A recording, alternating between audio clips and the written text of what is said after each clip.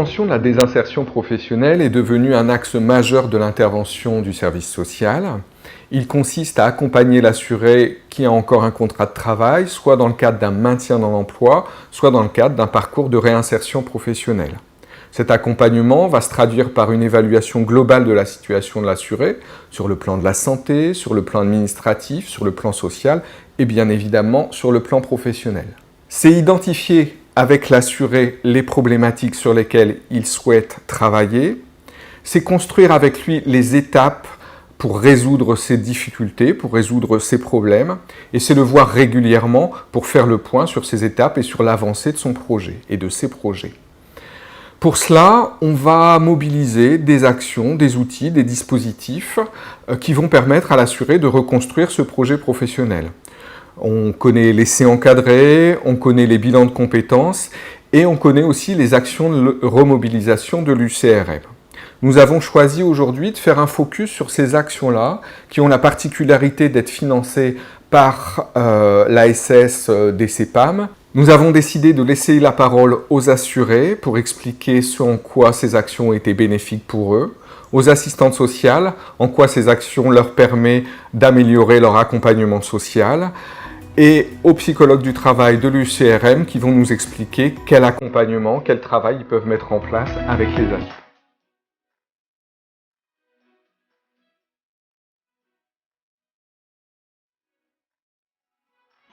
Bonjour, je m'appelle Madame Wang. J'étais agente de production au sein de mon entreprise. J'étais un CDI intérimaire. En 2018, on m'a diagnostiqué une maladie que j'ai dû informer mes employeurs par la suite, puisque mon état de santé ne permettait plus de faire les postes que je pouvais entretenir au sein de l'entreprise. Du coup, suite à ça, il y avait des postes à pourvoir au sein de l'entreprise et j'ai postulé comme m'a recalé, lié à la maladie. Voilà. Au début, j'étais très déçue. Après la déception, l'incompréhension s'est installée. J'ai demandé à avoir des réponses à mes questions et que je n'ai pas eu de retour parce qu'après j'ai eu des conflits avec mes employeurs. Après, suite à ça, la colère s'est installée. La colère s'est installée. Et une fois que la colère s'est installée, tout s'effondre. Le monde s'effondre autour de soi. Et j'ai fait une dépression réactionnelle qui a accentué la maladie, qui m'a dégradée de plus en plus de jour en jour. Et qu'il fallait avoir de l'aide extérieure pour pouvoir s'en sortir. Et pour ça que j'ai fait appel à Madame Moissier pour justement avoir de l'aide extérieure. Mais au premier niveau, c'était pour des papiers administratifs au début. Et j'étais pas partie pour avoir une action de remobilisation. Et c'est là que Madame Moissier m'a proposé cette action-là, que j'ai vite acceptée parce que j'avais besoin justement d'une aide extérieure pour pouvoir rebondir. Je pense qu'il y avait aussi, j'avais perdu confiance en moi. J'avais perdu confiance en moi, j'avais plus d'estime en moi. En étant malade, forcément, l'épreuve professionnelle m'avait mis un coup, j'avais besoin de reprendre confiance en moi. Et cette aide de remobilisation était dans ce but-là, avoir affaire avec des psychologues du travail, valoriser ses compétences, sa capacité, pallier la maladie avec le travail. Et justement, c'était juste bénéfique. Pendant cet accompagnement avec M. Gaffès, on a fait des ateliers, des fiches métiers, savoir-faire, compétences et tout ça. Au fur et à mesure des ateliers, j'ai pris plus confiance en moi. M. Gaffès était très à l'écoute, très professionnel ici également. Et c'était que du bien. Il fallait que je fasse cette action-là pour que je puisse passer à autre chose, à fermer un chapitre de ma vie qui a été difficile et qu'il fallait que je ferme ce chapitre-là pour que je puisse me remettre en selle. Voilà. Gaffès a fait un très très bon travail. J'ai repris confiance en moi. J'ai assisté à un forum de Cap Emploi aussi. J'ai postulé à des postes, j'ai retrouvé confiance en moi et c'était ce qu'il me fallait. C'était ce qu'il me fallait. Je me projette plus tard déjà. Voilà. Demain, qu'est-ce que j'ai envie de faire? Plein de choses. J'ai envie de faire plein de choses parce que cet épisode est derrière moi, justement. J'ai tourné ce chapitre de ma vie et j'ai que envie de retourner travailler. Donc, Madame Wang m'a été orientée par le service social de l'hôpital. Donc, en fait, elle était suivie, je pense, depuis plusieurs mois, en tout cas, par le service social de l'hôpital. Enfin, d'abord par les médecins, forcément. Et elle avait rencontré l'assistante sociale et aussi une psychologue. Parce qu'elle avait donc effectivement une problématique de santé et en même temps, il y avait l'impact psychologique de cette problématique de santé qui était aussi à prendre en compte. Et donc, elle avait été orientée vers l'assistante sociale et un psychologue. Donc, elle est venue vers moi au départ pour mieux comprendre un peu ce qu'était l'arrêt de travail, enfin, voilà, la LED, enfin, les droits un petit peu autour de cet arrêt de travail. Et en fait, au cours de l'entretien, voilà, elle m'a largement expliqué sa situation. Voilà, et donc j'ai pu voir des difficultés importantes entre ces problèmes de santé et sa volonté de rester dans une vie professionnelle. Donc j'ai pensé à lui proposer l'action de remobilisation de l'Union Sépierre Robert Monnier très rapidement, dès le premier entretien en fait. Donc ça c'était vraiment parce que j'avais perçu chez elle vraiment une volonté de travailler la question de la reprise du travail. Donc il y avait effectivement beaucoup de freins pour reprendre le travail puisqu'elle avait vécu quelque chose de très traumatisant au niveau de l'entreprise qui l'avait embauchée. J'ai pensé à cette action parce que Madame Wang exprimait une perte de confiance en elle et une perte de confiance aussi dans le monde du travail, mais surtout une perte de confiance en elle et en même temps une volonté farouche de revenir vers l'emploi.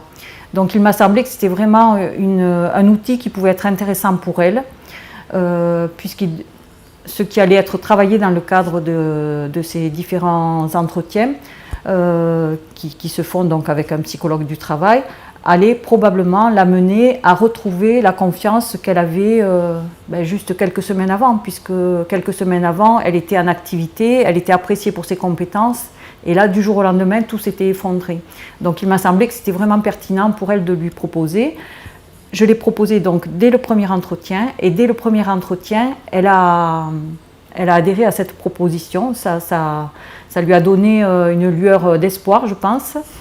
Et donc nous avons ensuite pris le temps de bien poser la chose et donc on s'est revus effectivement et elle a confirmé son souhait de s'engager dans cette action et nous avons ensuite mis en place la demande de financement, l'accord du médecin traitant, le passage devant la cellule PDP départementale et ensuite le passage devant la commission d'action sanitaire et sociale pour obtenir le financement.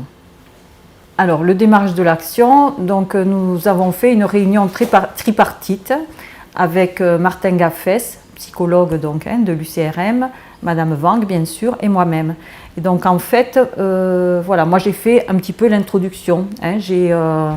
J'ai expliqué un petit peu ce qui a mené Madame Wang à participer à cette action, quelles étaient un petit peu les problématiques principales qui allaient être à aborder au cours de cette action. Voilà, donc après ce que je peux dire c'est que lors de ce premier entretien, Madame Wang n'était pas bien du tout, sa maladie avait de nouveau pris un petit peu le dessus. Et c'est vrai que là, je me suis interrogée, je me suis demandé si c'était finalement le bon moment pour lui avoir proposé cette action. Mais bon, Martin Gaffès donc, a repris les choses avec elle. Tout au long de l'accompagnement de l'UCRM, j'ai soit pris des nouvelles, parfois il nous est arrivé d'avoir des entretiens de visu, ou sinon j'avais régulièrement des nouvelles et j'ai dû l'accompagner dans différentes démarches aussi par ailleurs. Alors à la fin de la prestation, nous avons fait de nouveau une réunion tripartite. Donc voilà, moi j'étais vraiment en toute fin de cette dernière séance. Donc il y avait bien sûr Martin Gaffès, Madame Wang et moi-même. Et Madame Wang m'a expliqué un petit peu dans quel état d'esprit elle était à la fin de cette prestation. C'est-à-dire qu'elle avait vraiment retrouvé confiance en elle. Il y avait des pistes de reclassement qui s'étaient un petit peu dégagées. Elle avait eu, ça c'était au cours de toute cette période, l'occasion aussi de rencontrer des employeurs. Donc même vis-à-vis du monde du travail, elle retrouvait un petit peu confiance dans la possibilité qu'un employeur accepte une personne même avec un problème de santé. Concernant le déroulé de la prestation, il s'étalonne sur 2 mois environ, c'est-à-dire 12 heures de rendez-vous, en commençant par un entretien tripartite.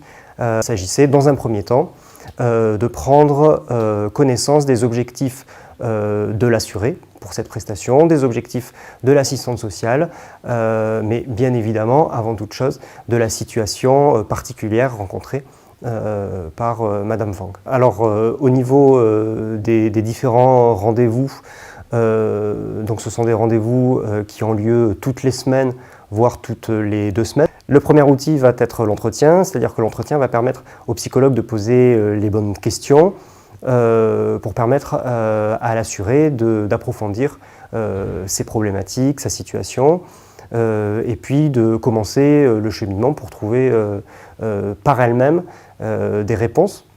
Durant les différents entretiens, on va pouvoir utiliser des outils papier, mais aussi numériques à la convenance de la personne. Il va s'agir de grilles, de questionnaires, de frises qui vont permettre à la personne de retracer son parcours dans un premier temps, ainsi que de l'analyser. Quels ont été les points positifs tout au long de son parcours, mais aussi les points sur lesquels la personne aurait souhaité revenir, faire différemment, faire autrement.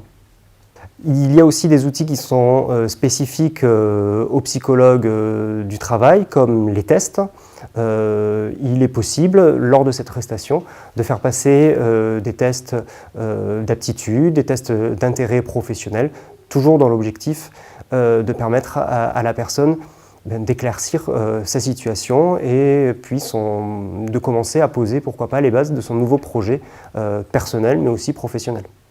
L'action de remobilisation ainsi que les outils utilisés par le psychologue du travail sont complémentaires avec ceux utilisés par les assistantes sociales, dans la mesure où ils vont permettre à l'assuré de comprendre sa situation, de l'analyser, de reformuler aussi par son discours certaines situations vécues.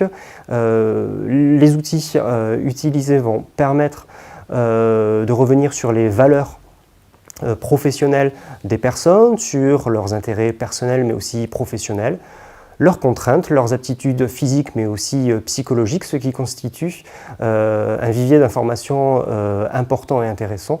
Concrètement, avec Madame Wang, il a fallu, dans un premier temps, construire un cadre de confiance, puisque il est vrai que cette personne était dans une détresse psychologique dans un premier temps, lorsque nous nous sommes rencontrés. Donc il a fallu poser sa situation et poser des mots sur son vécu. Il s'avérait que, au vu de sa situation professionnelle et aux difficultés qu'elle avait eues avec son employeur, elle était non pas seulement en perte de confiance personnelle, mais elle était aussi en perte de confiance vis-à-vis de la représentation que pouvait avoir l'employeur vis-à-vis du handicap. Et c'est vraiment à partir de cette question-là que s'est articulé notre accompagnement ainsi que nos rendez-vous pour lui faire prendre conscience que non, les employeurs n'avaient pas tous une perception négative du handicap. Au final, on peut dire que l'action de remobilisation aura permis à l'assuré de dessiner les contours de son projet professionnel. En tout cas, l'idée, c'est de donner toutes les possibilités, tous les éléments permettant aussi à l'assistante sociale de continuer à accompagner l'assuré dans son projet professionnel.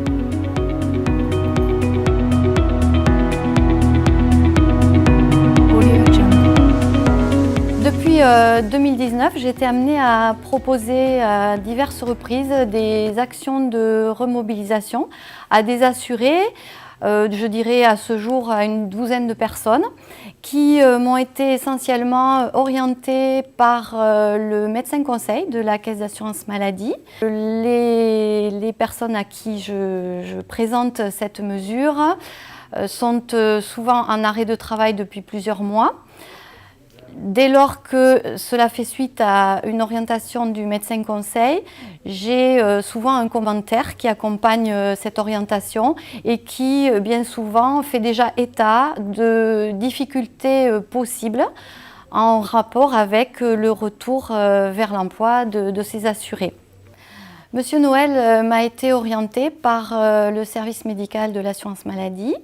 Donc à l'époque, il était en arrêt depuis déjà 7 mois. Le médecin conseil, dans sa fiche de liaison, avait déjà mentionné de possibles difficultés relatives à la réintégration de son poste de travail. Peut-être la nécessité d'un reclassement professionnel assorti d'une démarche de bilan, voire de formation. Même si lors de cet entretien, je pouvais repérer certains atouts par rapport à son parcours professionnel et sa volonté de se mobiliser pour trouver des solutions. Néanmoins, je pouvais bien mesurer que M. Noël nourrissait quand même certains doutes par rapport à ses capacités à réintégrer son emploi.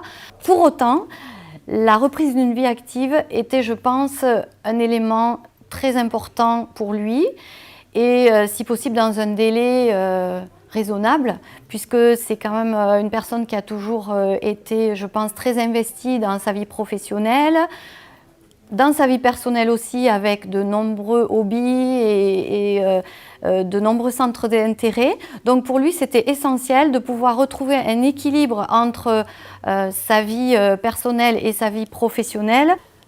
Pendant cet accompagnement qui s'est déroulé sur plusieurs mois, mon rôle, ça a été quand même de m'employer à redonner confiance à Monsieur Noël. Ce qui me paraît très important, c'est aussi de mener cette démarche vraiment en concertation avec les autres acteurs de l'assurance maladie, particulièrement le médecin conseil.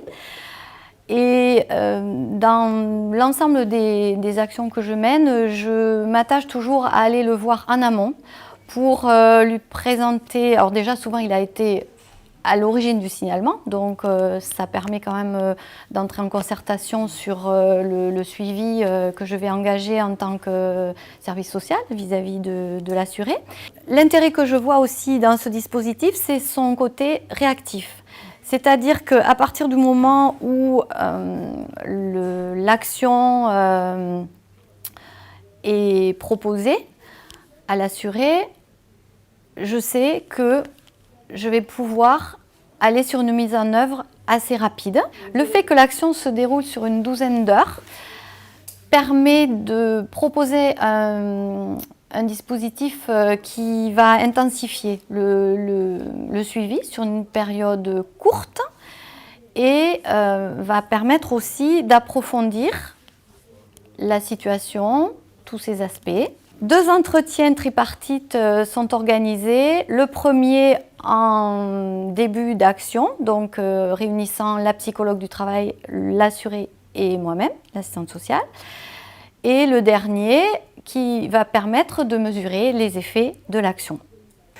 Alors quand Madame Tougne, l'assistante sociale, m'a orienté Monsieur Noël pour l'accompagnement remobilisation vers l'emploi, les objectifs de l'action étaient vraiment de repenser la sphère professionnelle et surtout de mettre du lien avec sa situation de santé. Il ne savait plus par quel chemin aller, donc du coup c'était pour un petit peu le remettre dans une réflexion autre que je suis malade et j'ai des incapacités. Donc voilà, c'était pour voir quelles capacités il avait et comment il pouvait les utiliser. Après l'entretien tripartite, on a fait le point sur sa situation actuelle et sa situation antérieure. Donc les outils qu'on peut utiliser pour ça, du coup, c'est déjà aussi de faire du lien avec sa vie personnelle et sa vie professionnelle. C'est utiliser la frise de vie pour justement voir l'évolution qu'il a pu avoir. Là, il pose les choses et puis il les explique, il les argumente. Ensuite, on fait l'analyse du parcours professionnel. Ensuite, on peut aussi utiliser, pour travailler un petit peu plus le versant personnel, le questionnaire d'identité personnelle, qui travaille sur les représentations sur soi, sur le monde du travail, sur la santé.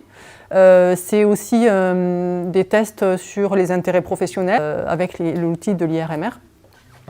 C'est aussi travailler sur ces différentes sphères de vie. Un autre outil qui peut être utilisé, qui n'est pas systématiquement utilisé, mais c'est un questionnaire sur les aptitudes cognitives.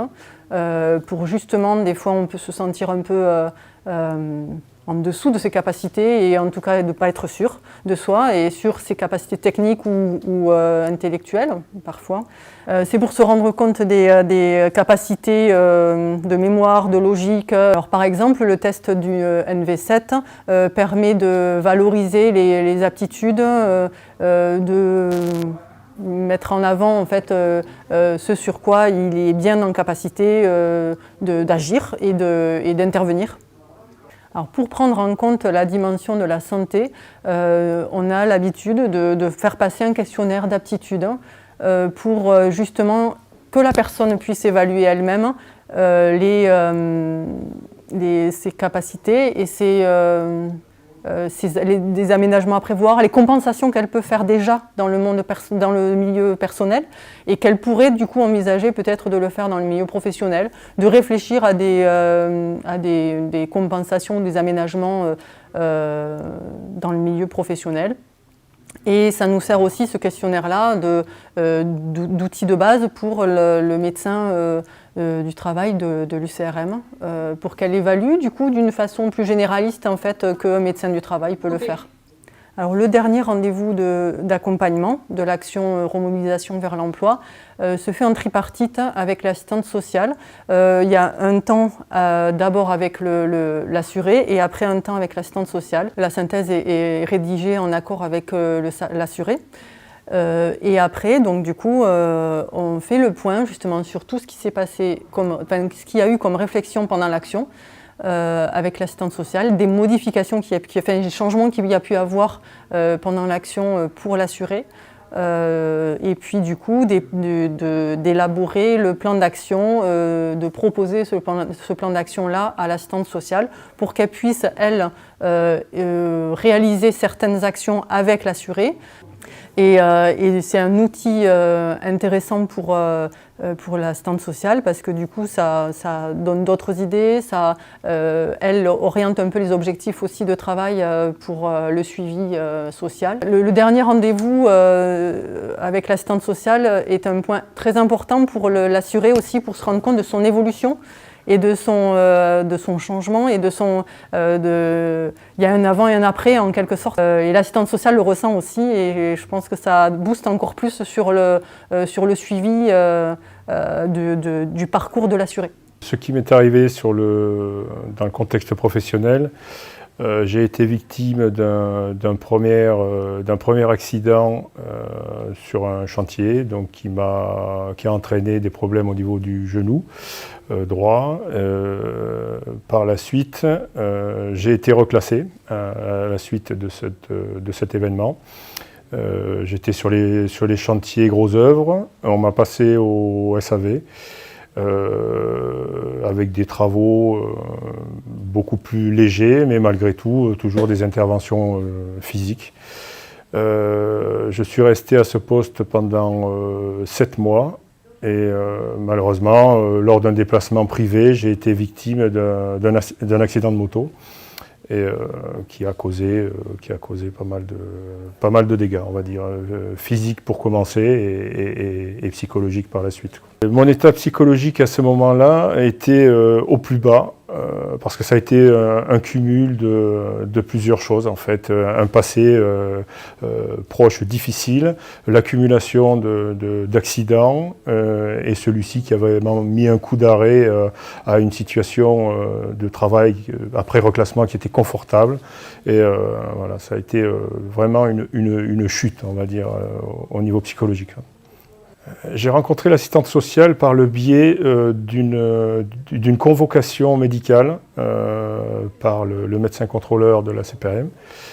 Enfin, je ne sais pas si le terme est exact, mais du moins, ce médecin m'a dirigé, après avoir pris connaissance de la situation, vers une assistante sociale. Par moi-même, je n'aurais jamais fait cette démarche, quoi. C'est évident. Heureusement qu'elle a été ça a été un vrai bon conseil. La première rencontre, en fait, a été déjà très salvatrice. Elle a été d'un très grand secours. On peut parler de secours, ouais, parce que d'avoir une main tendue d'une personne extérieure à la situation, qui s'intéresse à moi, tout simplement, à mes difficultés. Les propositions faites par cette dame a été déjà un suivi. Elle m'a clairement dit qu'elle allait me suivre. Et elle m'a proposé des outils qu'elle avait à disposition, qui sont une évaluation médicale approfondie, la première des expertises qui a été faite. La deuxième action qui m'a été proposée avec ce deuxième outil, donc c'est un outil de remobilisation, une action de remobilisation. Et au début, je ne comprenais pas ce que c'était. Elle m'a expliqué donc ces deux outils précisément. Et je me suis senti guidé ou jalonné, enfin du moins il y a eu des jalons de posés sur la possibilité d'être guidé et analyser ma situation, autant physique que mes besoins professionnels, quoi. J'ai été rassuré, ça a été le premier sentiment. L'évaluation médicale approfondie m'a servi dans un premier temps, m'a donné ma position, voilà, où me situer par rapport à mes capacités d'une part et mes incapacités. Parce que le manque d'objectivité qu'on a face à soi-même fait que soit on se sent capable de choses extraordinaires alors que non, ou le contraire, on ne se sent plus capable de rien. Là c'était un peu mon cas précisément, j'avais des opérations à venir, ainsi de suite. Donc cet état a été vraiment très explicite à la compréhension de ma situation. Je n'avais qu'un ressenti. Là, il y a eu des choses très factuelles faites par un médecin. Donc voilà, c'était indiscutable. Et ça permet de donner une position dans ses capacités et ses incapacités. L'action de remobilisation m'a été proposée donc, par le biais d'un organisme en parallèle qui travaille en partenariat avec la CPM. Et donc j'ai rencontré Madame Bringuet qui m'a suivi sur, alors je ne me rappelle plus exactement, une douzaine de rendez-vous, d'une paire d'heures à chaque fois, où on a été profondément dans déjà ce dont on est capable en termes de connaissances, d'activité professionnelle, et sur l'aspect plus psychologique. C'est-à-dire de mettre en corrélation justement nos capacités intellectuelles et de connaissances professionnelles avec la psychologie à l'instant T. Ça a été très important dans le sens où on peut se projeter, là encore une fois, On l'a vu physiquement, mais là, par rapport à nos capacités psychologiques, vraiment les capacités qu'on a à faire ou à ne pas faire. Et je vous avoue qu'au début, je ne me sentais pas capable de grand chose malgré tout. Et au fur et à mesure des rendez-vous, il y a eu une réelle évolution de la compréhension et de la vision de mes capacités. Non seulement par les propositions faites par cette personne, qui à chaque fois jalonnait les réflexions par des propositions soit de contact, soit de formation, soit d'indications vraiment techniques. Finalement, je n'ai pas créé mon entreprise parce que j'ai eu une autre proposition. Parce qu'en parallèle, j'avais gardé des relations avec mon entreprise, des relations très régulières. Et je les informais de mon état de santé, de la progression, et eux, en parallèle, ont réfléchi à un reclassement, tirant bénéfice de mes expériences professionnelles chez eux et avant. Et donc ils ont créé un poste sur mesure, en fait, pour ma reprise. Un poste valorisant, qui plus est, donc j'ai été bien sûr dans ce sens.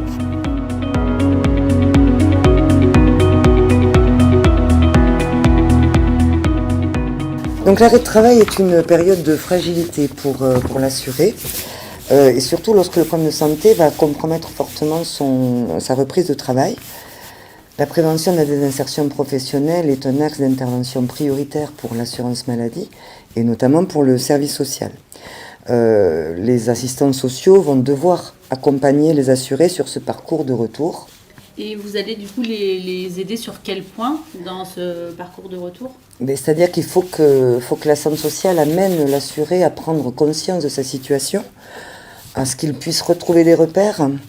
Parce qu'être dans une période d'arrêt longue, sans trop de perspectives, fait que bien entendu on perd des repères. Et aussi à faire en sorte que l'assuré puisse connaître précisément quelles sont ses capacités professionnelles restantes et potentielles. Et surtout aussi à reprendre confiance et estime de soi. Puisque ça c'est un fort problème pour l'assuré.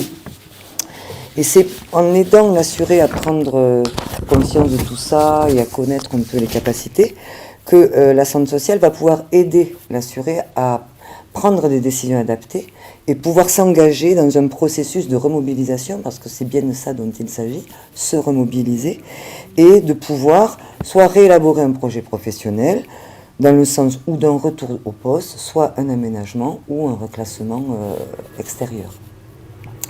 Et pour que cet accompagnement psychosocial puisse se faire au long cours et soit vraiment adapté, les AS ont besoin d'outils parce qu'elles ne sont ni médecins, ni psychologues du travail, et elles ont donc besoin de spécialistes qui vont les aider à identifier le retentissement du problème de santé sur la personne, mais aussi sur la vie professionnelle.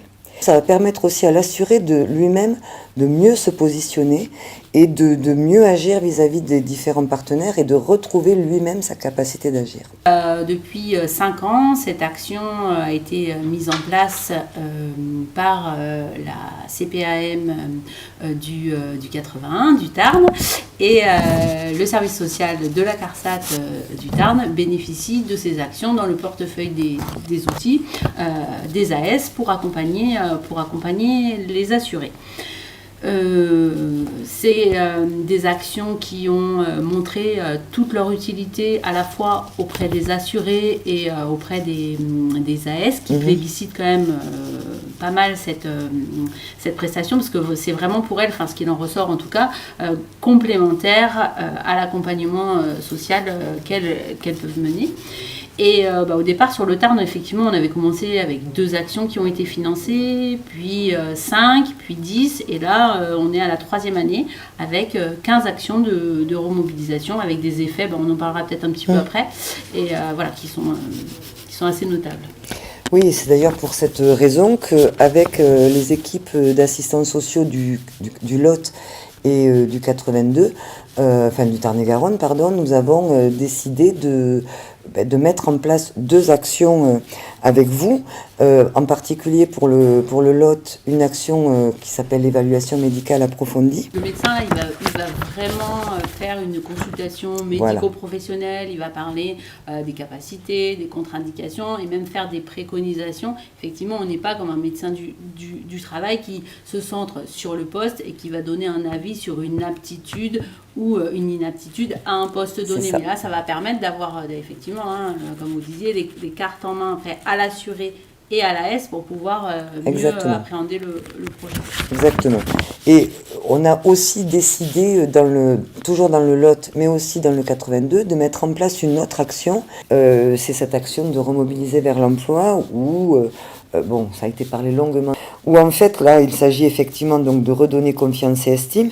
Et disons que l'accompagnement de l'assuré par la psychologue du travail va servir à lever les freins psychologiques, alors non pas que sur la personne, mais surtout sur la personne et son travail, son rapport au travail.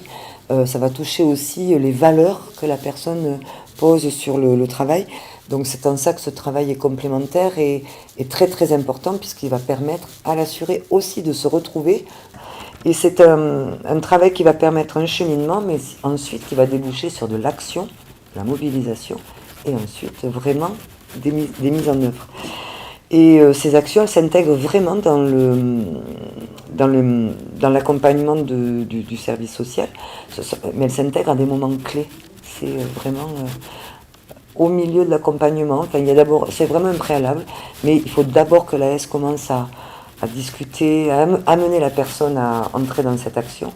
Et quand la personne est prête, vous intervenez et les AS continuent. Oui, et c'est vraiment l'AS qui reste du parcours de l'assuré, de ses outils, du choix des outils. Et c'est en ce sens-là qu'elle nous sollicite. Parce qu'effectivement, parfois, l'AS ne sait pas si une situation est vraiment judicieuse à ce moment-là. On échange et on essaye d'apporter une réponse en fonction des éléments qu'elle nous donne pour savoir effectivement si c'est le bon moment pour l'assuré. Mais c'est elle qui le sent, parce que parfois, effectivement, elle en parle à l'assuré, puis en fait, l'action démarre que 2 mois plus tard ou rapidement quand il y a besoin que ça démarre. Ça démarre rapidement. Et vous parliez tout à l'heure des effets de cette action. Ça permet vraiment à l'assuré, nous on a remarqué la prise en compte de la dimension de la santé et d'objectiver aussi certaines choses. Mais cette action-là, elle a des effets, mais il ne reste pas moins que la situation de santé et la problématique de santé, à l'issue de cette prestation de remobilisation, elle existe toujours, cette problématique de santé. Mais l'assuré a souvent plus de facilité à en prendre conscience dans son parcours. Mais sinon, pour faire un petit bilan général de ce qui a été fait, en 2019, sur les différents départements, on a mené 37 actions de remobilisation. Et si on fait la synthèse, vous parliez tout à l'heure de l'estime de soi, de la confiance en soi, et on s'aperçoit que pour près de 60% des personnes qui ont bénéficié de cette action, il y a une modification de la perception de soi, de l'estime de soi. Tout à fait. Soit sur le plan professionnel, mais effectivement même sur le plan de santé, parce que même si, comme vous le disiez tout à l'heure, les problèmes de santé persistent, la personne y porte un autre regard et aussi y apporte une autre façon de se soigner. Et même si l'action de remobilisation, elle ne porte pas ses fruits de suite au sens professionnel, elle les portera plus tard parce que la personne a quand même changé, si je puis dire. Voilà.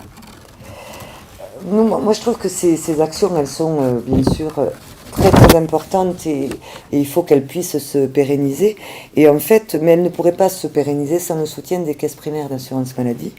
Parce que d'abord, les caisses primaires sont engagées avec le service social dans cet axe de désinsertion, mais surtout, c'est elles qui permettent le déroulement de ces actions pendant l'arrêt de travail, puisque elles permettent, par le biais de la cellule PDP, où bien sûr le service social participe, le service administratif, mais aussi le service médical, mais elles permettent de valider ces actions et par le bien fondé.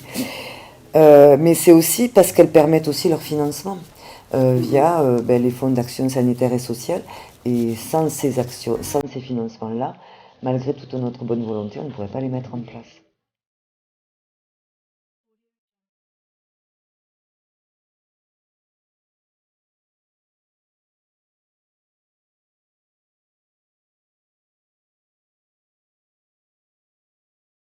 Audio Jungle.